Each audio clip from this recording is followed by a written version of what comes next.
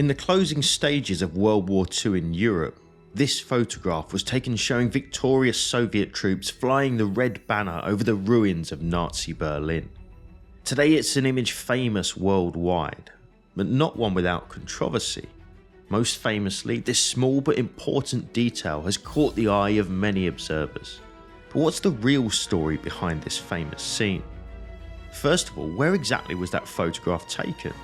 Well, when Soviet troops finally surrounded the German capital in late April and cut off any chance of escape for the bulk of the city's defenders, this building, the Reichstag, was chosen as that which would symbolise the final capture of Berlin. Advancing against die-hard defenders over several days, Soviet troops had battered their way forwards and into the burned-out shell of the former German parliament building. Their aim was to reach the roof and fly the red banner, exactly as we see in this shot. By exploring the building today, we can even identify the exact location.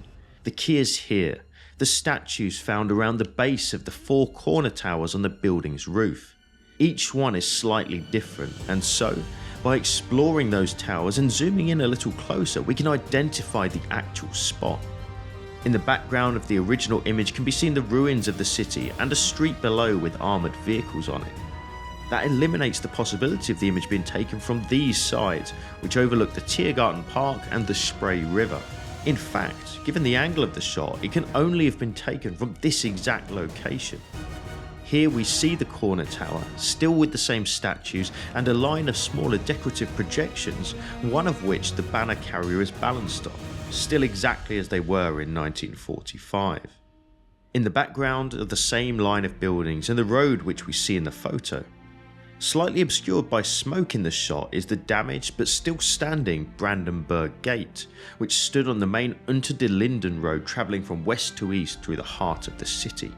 So it was precisely here that the famous photograph was taken.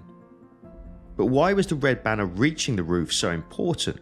In short, Stalin had demanded that the Reichstag must fall and the hammer and sickle fly above Berlin by the 1st of May 1945, May Day, a key public holiday on the Soviet calendar, one on which he would announce the fall of Nazi Germany's capital.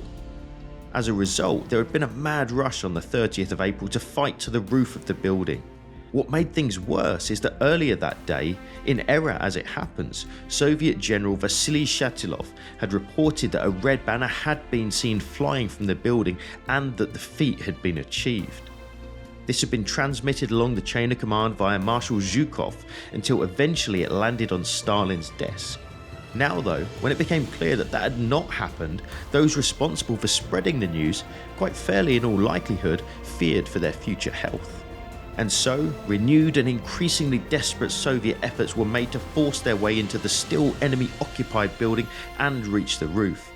Such was the desperation that Russian aircraft unsuccessfully attempted to drop a banner on the roof, and many men died fighting up the staircases of the Reichstag against the last die-hard defenders until, eventually, just before midnight, the red banner could finally be seen flying from the former Parliament building.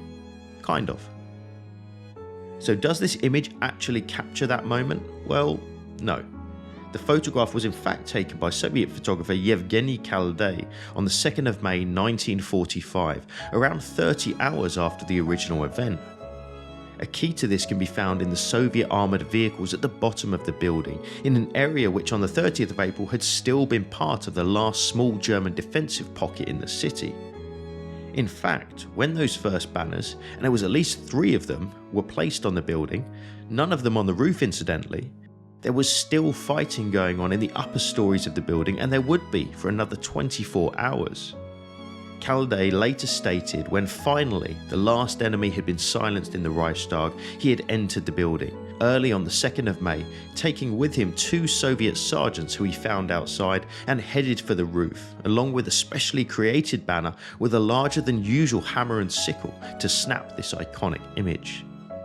Taking a whole sequence of shots, he soon returned to the ground and within hours was Moscow bound, armed with 36 images, many of which have since been published. This one, the most famous of all, was initially released unedited as we see here. though before long it was noticed that the soldier steadying the admittedly very brave bannerman, who was precariously balanced 100 feet above Berlin with a giant flag in his hands catching the wind, was wearing 2 watches, one on each wrist. Fearing that the world would correctly assume that they had been looted from the local population by the occupying forces, it was photoshopped 1945 style and officially removed. Nevertheless, the 2-watch banner image stayed in the public domain, and although this iconic shot of the Reichstag was in fact staged, it did show men who had just fought to capture it, and soon became one of the defining photographs of the Second World War. Thanks for watching. If you found this interesting, why not check out our documentary right here on YouTube covering the fight for and fall of the Reichstag in the closing days of World War II in Europe. That's all this time. We'll see you again soon.